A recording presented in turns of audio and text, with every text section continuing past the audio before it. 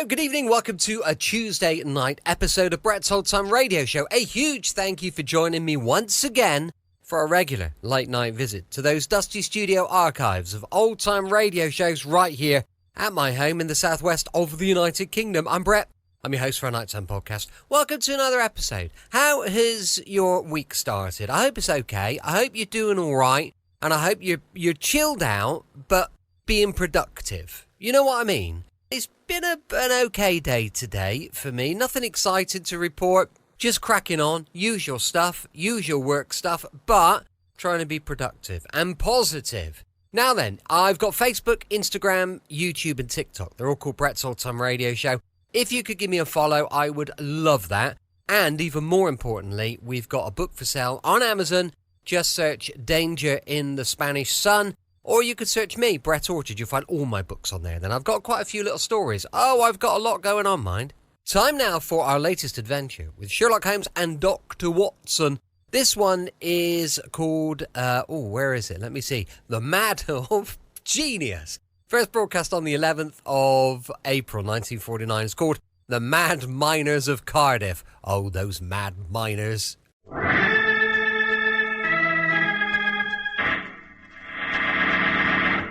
From New York City, the makers of Clipper Craft clothes for men and more than 1,200 leading retail stores from coast to coast present Sir Arthur Conan Doyle's immortal character, the world's most famous detective, Sherlock Holmes, starring John Stanley.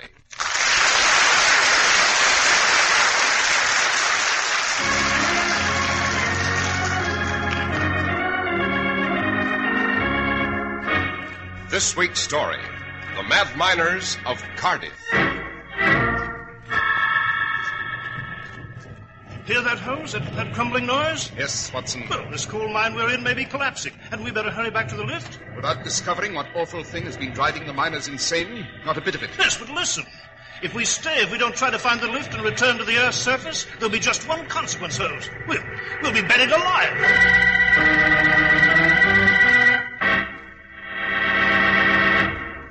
When you step out proudly in the Easter parade, dressed in your smart new Clipper Craft suit, no one will believe that you paid only $45 for it.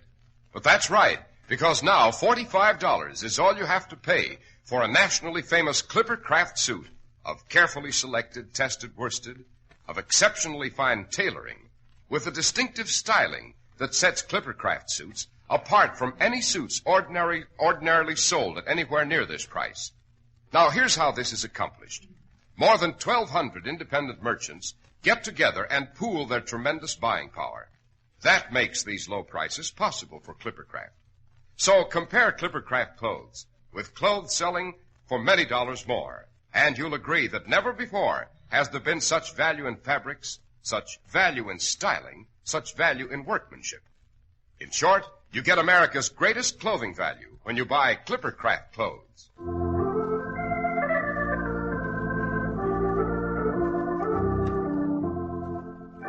Dr. Watson, your memoir for this evening is entitled The Mad Miners of Cardiff. Cardiff is a city in Wales, isn't it? Yes, it is, Mr. Harris. The very heart of one of the world's greatest coal mining centers. Our story begins one awful night at the mine owned by Mrs. Ann Powis. There were 2 lifts at the mine, huge iron cages operated by a chain winch that lowered the men down the shaft and into the winding, treacherous black tunnels below. One lift was rarely in use, since it dropped into a portion of the mine that was abandoned. It was there that the horror began to unfold. There stood Daniel Lowara, a veteran miner, covered with grime, his lamp still flickering in his hat, leaning on his pick and shovel. He had paused for a moment's rest on his way home this night, when he heard a sound. Strange, he thought. No one had used this lift in some time. This section of the mine had been picked clean and deserted. It's too dangerous to see.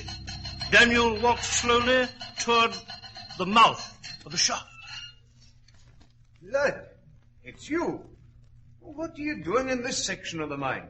It's God's justice, that's what. We have paid for it, we are. We'd no right. We'd no right. Step off the cage, man. What, never seen you look like that. Can't you stand up? Here, I'll help you. Your eyes. I've never seen a man's eyes like that. It's what I've seen. The saints preserve me, it's what I've seen. Get hold of yourself, lad. A strong man like you, quivering. What did you see? The thing. That's all you could call it. Down in the mine.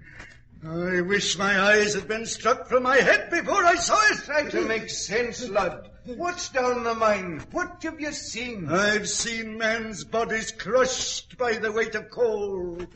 I've seen men dying of the lung sickness with the death rattle in their throats. But never this. Never this. Tell me what happened. If I told you what I saw, you'd be going out of your mind. It isn't right for human beings to know there is such a thing inside the earth. They'd kill themselves. I heard a noise at this end of the mine. Go on. I knew it was deserted. Of course it is. Every beam is chalk-marked unsafe. How could you? I heard a noise. It was not a noise of this world. Eh? My canary was all right, alive and well, singing in its cage. And I knew there was no danger of gas. And then I saw it. You can't imagine what it is. It's Mother Nature striking back, that's what. It's the Earth's revenge. She's spewing out the secrets we never knew she held. And I've seen it. I've seen it. Lad, no sight can do that to a man. Help! Someone! Lord's having a strange fit. Hurry! Call the doctor! Call the doctor!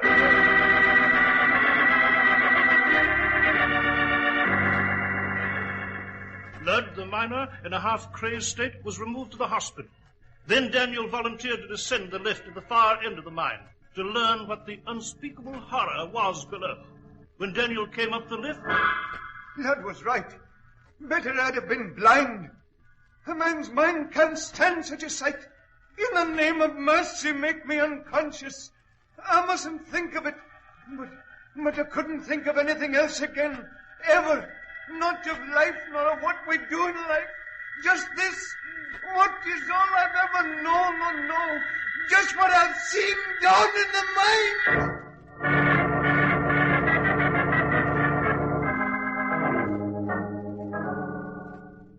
Begging your pardon, Mrs. Powis. Yes, Geoffrey. I'm just one of your miners, Mrs. Powis. I've no right here in your house. Oh, you're welcome, Geoffrey. I've told the men I keep the same rules my husband did before he died. My employees are always welcome. What can I do for you? It's about this terrible thing in the mine. I know none of the men will work. I know you've tried everything. I know even the police won't go down to see what this devil of a thing is. I won't accept any more volunteers, Geoffrey. But it isn't that, ma'am. It's... Well, I know you've troubles. The mine isn't worth a shilling now. I've some savings, ma'am. Thank you. But I won't hear of it. I refuse to borrow, least of all from my own men. You've suffered, too, with the mine closed. Oh, I knew a fine lady wouldn't borrow. I thought I'd buy the mine, ma'am. But it isn't worth anything now. I haven't much to offer. Precious little. But I might salvage the equipment, sell the land. I know you're desperate, ma'am. I wouldn't embarrass you. But you need a rest. You could at least go away. I was fond of your late husband. I want to help his widow. We men are fond of her, too. I appreciate it, Geoffrey. But I shall try to keep the mine a bit longer.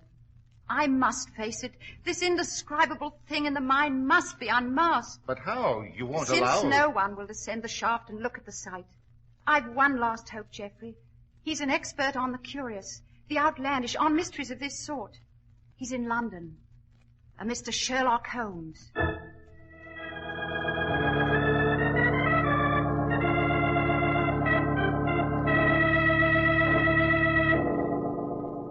Mrs. Powis, you say 2 men became half-crazed looking at the spectacle in the mine? Yes, Mr. Holmes. Incredible. Can such things exist? Lud and Daniel have been miners all their lives, Mr. Holmes. They're normally vigorous, healthy, and cool-headed. But I wasn't satisfied with their reactions. What did you do? I asked the mine doctor to go down the shaft and look. And did he? Yes, he did.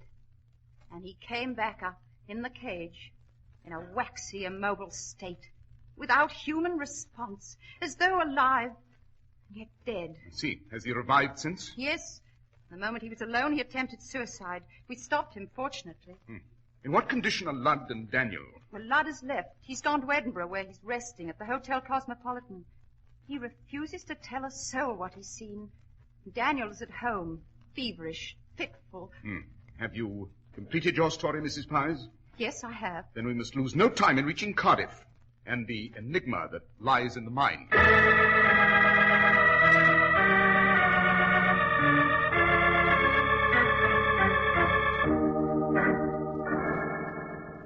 This is the lift that descends to the abandoned portion of the mine, Mrs. Pies? Yes, Mr. Holmes. At the bottom of this shaft lies the thing that has driven 3 men mad. Mrs. Powis! Mrs. Powis! Yes, Geoffrey? Daniel, he rose from his bed. They couldn't stop him. He's vanished. Suppose you tell me the details. I've assumed command on this problem. I'm Sherlock Holmes. This is my colleague, Dr. Watson. Daniel's gone, Mr. Holmes. The town's in a state of alarm. Some folks say the evil at the bottom of the mine spirited him away. Some of the women are all for taking the children and fleeing to the hills. What should we do, Mr. Holmes? The answer is simple, Mrs. Pies. Oh, Jove, Holmes, have you the solution?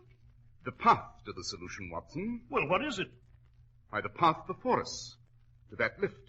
You're going down to see the thing? Exactly. There must be some other way, Mr. Holmes. You know what's happened to everyone who's seen it.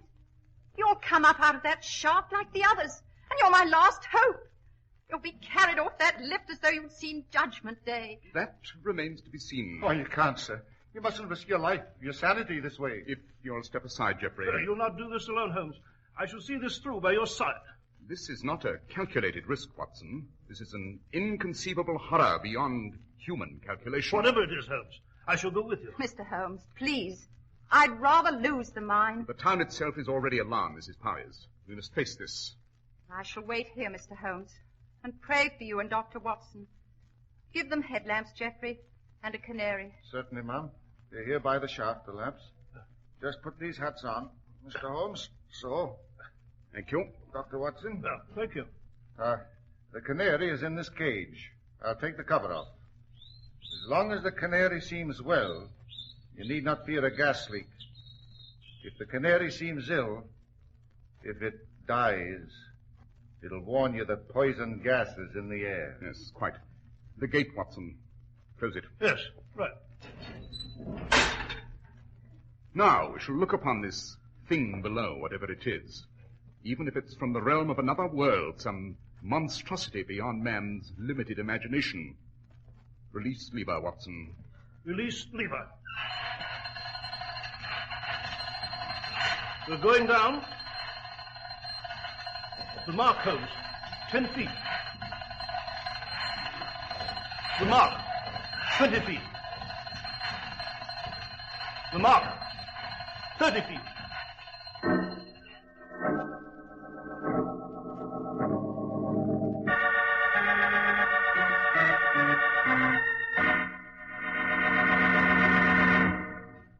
Here's the way to get the most for your money when you buy a new spring outfit. Look for the Clippercraft label. Be sure of the Clippercraft label. You'll find it on new spring Clippercraft worsted suits for only $45, on all-wool covert cloth topcoats for $40, and on the Clippercraft all-wool gabardine topcoats for only $42.50. Clippercraft clothes take their name from the famous Clipper ships that established honest New England quality everywhere in the world. Yet they're as modern as the Clipper planes that fly around the world today. Yes, you can trust Clippercraft clothes and the men who sell them. That's why men who know insist on Clippercraft clothes bearing the Clippercraft label. So be sure to visit the Clippercraft store in your city. These leading stores in the metropolitan area are proud to add their names to Clippercraft in your suits and topcoats. In Manhattan, Saks 34th, Broadway at 34th, John Wanamaker's men's stores, Broadway at 8th, and 67 Liberty Street. In Brooklyn, Abraham & Straus. In Newark, New Jersey, Boulevard Men's Shop, Kresge Newark. And in Jamaica, the B&B Clothes Shop, 16408 Jamaica Avenue.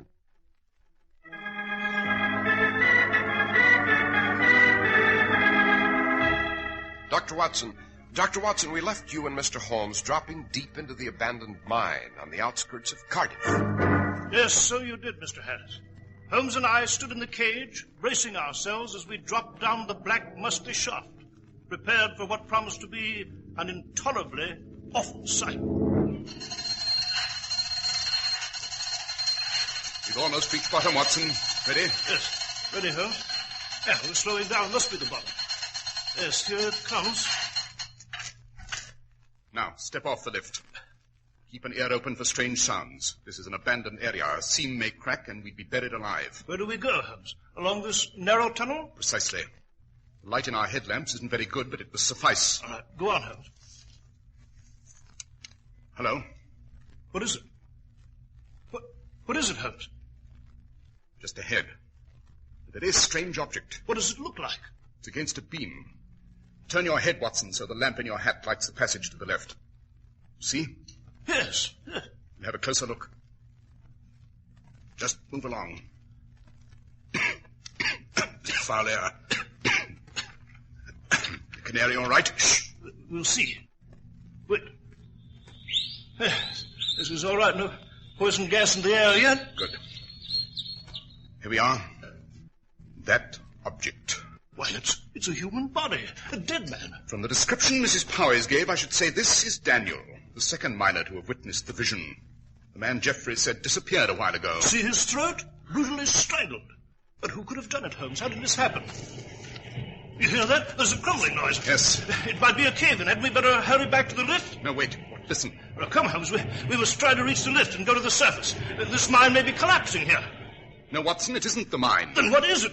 The thing? It was the other lift. Someone's approaching. Someone's approaching? Exactly, from the far end of this tunnel. I've been waiting for those footsteps. Is this thing on human feet? Why have you been waiting for footsteps? I've been waiting for the person you'll see standing before us in the passageway. It will be Geoffrey. The miner? Right. You found Daniel's body.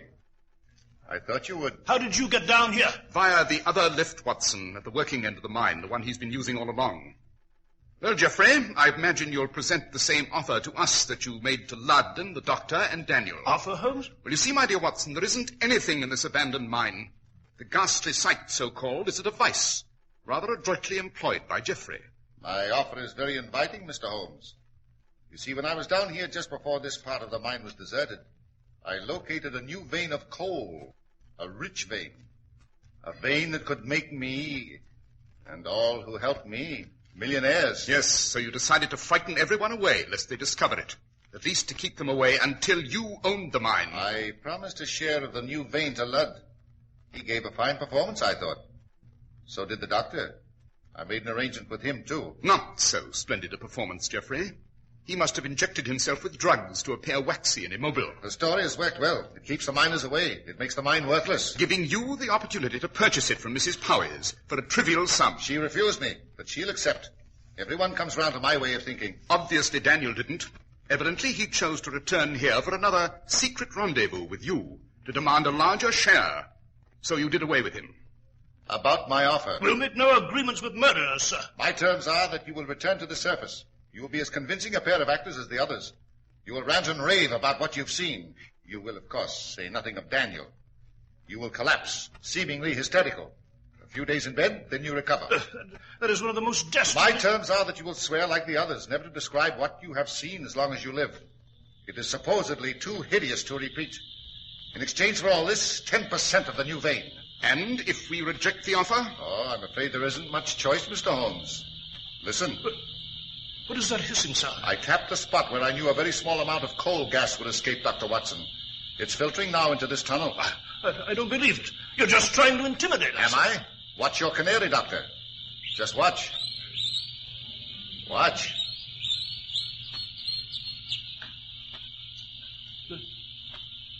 The canary is dead. Then extinguish your headlamp, Watson, instantly. Yes, right. I shall, too. And you, Geoffrey? Or will you risk creating an explosion? I'll turn out my lamp. But as for an explosion, I suppose you believe me now. I have a box of matches, gentlemen. If I strike one, just one, it'll explode the gas. We will be blown to bits. And we are to accept your offer, or you'll strike the match? Oh, yes. If you return to the Earth's surface and reveal this, my life isn't worth living. I'd rather we all died here. And now, the gas will overcome us at any moment, with very little time. Here's the matchbox and the match. I'm ready to strike it. Do you accept my offer? Yes or no? No. You're sure you won't reconsider? We will not reconsider. I'll stand by that. Just 1 second more and I strike the match. Watson, I've got him.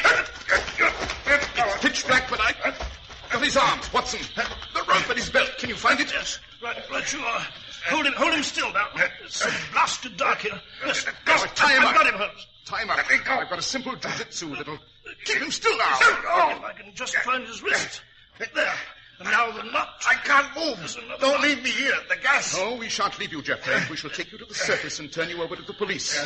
Come on, Watson, along the passageway where we came. You find it with your hands? Yes, I have it, Holmes. Then go back. Now, after you, Geoffrey. There's a small beam of light ahead. It must be the shaft. That's it. That's the cage to the surface. Yes, so it is. See, there's the lift. All right, jump on, Watson.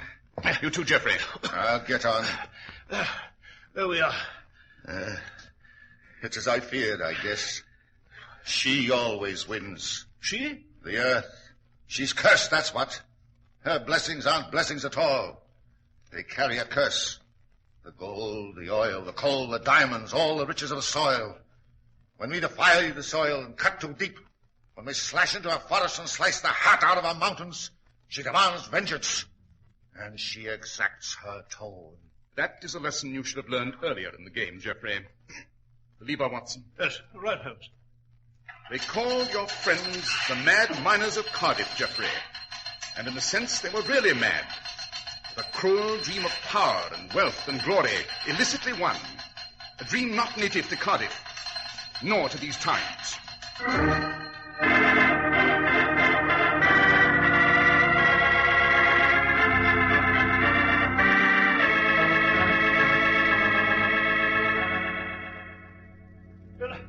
By George, Holmes, I never thought we'd see the flat here at Baker Street again, eh? Lack of confidence in my ability, Watson. Therefore, totally unjustified. How did you know, Holmes, about there being no terrible sight at all in the mine? Well, you see, the miner, Ludd, departed suddenly for Edinburgh and the Cosmopolitan Hotel, a very expensive hotel. Curious that a miner should do that, unless he'd suddenly received money. Mrs. Powys said Ludd was a miner all his life. Would he spend his little savings on a lavish excursion? No, of course not. Oh. How did you know it would be Geoffrey in the mine? Well, if you recall when Geoffrey ran up to us with Mrs. Powys at the lift. Yes, I do. Well, I observed a chalk mark on the back of his jacket. It was a portion of the symbols employed upon the beams in a mine. The chalk had come off a beam and soiled the jacket, though Geoffrey didn't notice. Although no one was supposed to be in the mine recently, Geoffrey had clearly returned from a visit paid just a few minutes before. Oh, I see. Tell me, Holmes, about a sight that... Well, about some mysterious, unheard-of thing that would be so utterly awful it would drive the spectator instantly out of his mind. Are such things possible? Is there any reason to believe they're not, Watson? Couldn't there be such a thing lurking around the next turn of the street? Or nearer, perhaps, at the corner of your hallway? Or in the room next to where you're sitting now?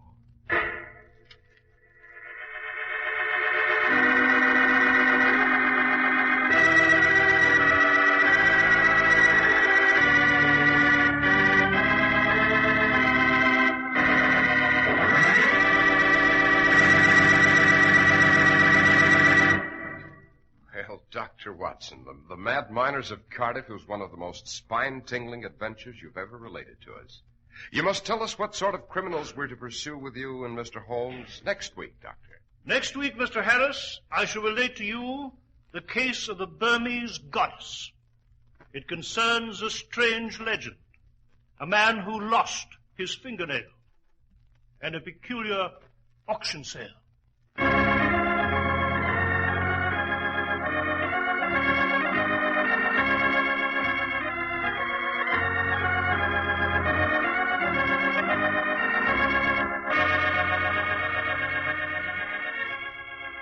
The makers of Clippercraft clothes and more than 1,200 stores from coast to coast have brought you another in the new series of broadcasts featuring the world's most famous detective, Sherlock Holmes.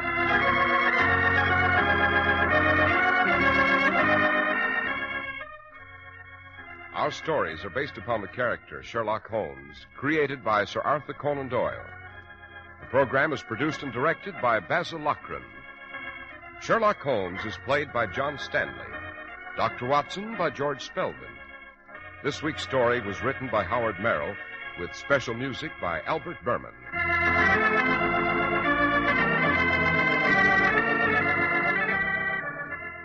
If you don't know your Clippercraft dealer, write Clippercraft, 200 Fifth Avenue, New York City.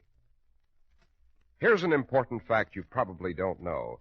It's possible to save up to 50% of all cancer cases if everyone takes proper and prompt action. Support the American Cancer Society. Send a generous contribution to cancer, care of your local post office tonight. Be sure to listen next week to Sherlock Holmes in The Case of the Burmese Goddess. This is I, Harris, speaking for Clippercraft Clothes. This is the Mutual Broadcasting System. Welcome back. Hope you enjoyed our latest episode of Sherlock Holmes. And don't forget, we'll be back tomorrow with more adventure with Dangerous Assignment, going live at 5 p.m. UK time. As mentioned earlier, we've got a book for sale on Amazon. It's called Danger in the Spanish Sun. If you could check it out, I'd really appreciate it. Thanks for listening. I'll be with you 7 days a week, each and every week, and I'll see you tomorrow on Brett's Old Time Radio Show. Love you. Bye.